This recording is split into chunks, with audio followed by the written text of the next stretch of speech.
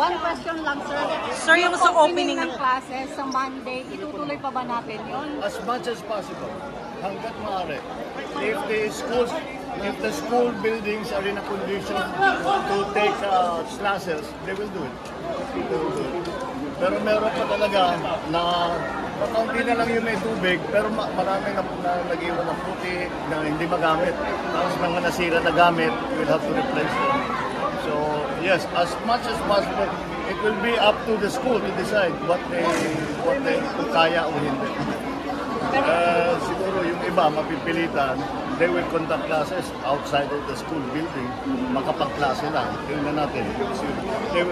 Ganyan naman, nasanay na tayo sa pandemic. Kahit hahanapan natin ang paraan para magkaroon pa rin ng pasok.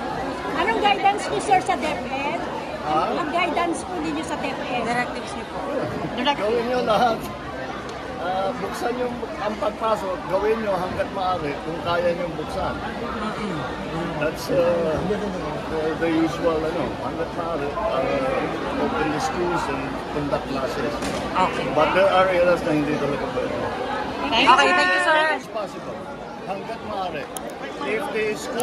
If the school buildings are in a condition to take classes, they will do it.